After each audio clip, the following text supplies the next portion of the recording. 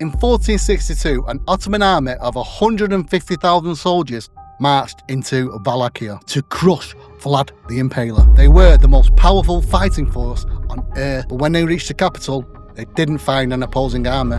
They found 20,000 rotting corpses impaled, stretching for miles in a forest of death. The sight was so horrific that the Ottoman army, battle-hardened conquerors of Constantinople, simply stopped, turned round, and went home. This was psychological warfare so effective that it saved an entire country from annihilation. But here's what the legend won't tell you. Most of what you think you know about Vlad is German propaganda from the 15th century. Forget the vampire myth.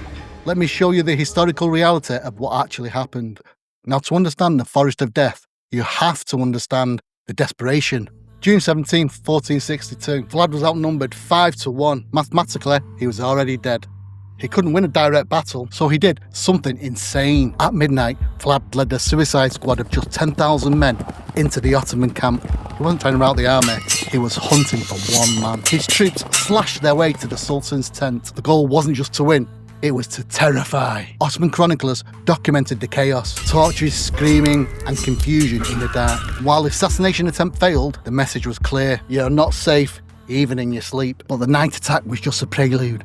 Here's where the history gets darker. Vlad didn't just execute prisoners, he displayed them. Ottoman soldiers, Wallachian traitors, anyone who opposed his rule, they were hoisted onto greased stakes. Now, you've likely heard the myth he killed hundreds of thousands. German pamphlets printed in 1488 claimed he impaled nearly 100,000 people. Historians now know this was propaganda, fake news of the Middle Ages, intended to ruin his reputation with his allies. The real number, estimated by modern historians, is somewhere between 10 and 20,000 over his entire reign, which is still horrifying. It was calculated. Vlad arranged the stakes in geometric patterns around his capital. It was architecture made for death. And that brings us to the Forest of the Impaled. When Sultan Mehmed II reached Târgoviște in late June, he witnessed Vlad's masterpiece. The Greek historian Laonikos wrote, "That sight filled the Sultan with dread." You see, these weren't fresh kills. They'd been rotting in the summer for weeks. The smell alone called soldiers to rest.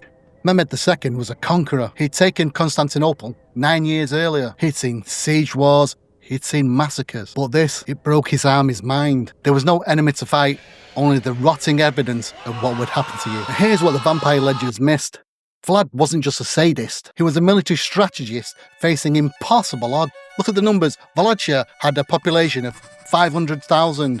The Ottoman Empire had 20 million subjects. Vlad couldn't win by fighting fair. If he fought a conventional war, his country would be erased. So he decided to make the cost of invasion too high. And this is why we say it was psychological warfare. And it worked. Mehmed, the man who toppled the Byzantine Empire, withdrew his main force after just 2 months. The forest was the final straw in a campaign already played by Vlad's scorched earth tactics and guerrilla raids. The Sultan decided that occupying Wallachia would cost more in blood and morale than the land was worth. One man with 30,000 troops stopped an empire with 20 million, not through strength, but through fear. Modern military strategists still study the campaign of 1462. They don't study the torture, they study the psychology. Vlad understood something that took military strategists centuries to formalise. War isn't always won by killing the most enemies. They are won by breaking the enemy's will to fight. That forest of 20,000 corpses, it was a nightmare. But historians argue it likely saved 500,000 Wallachians from slavery or death by preventing full occupation. Was it effective? The Ottoman Empire never fully captured Wallachia.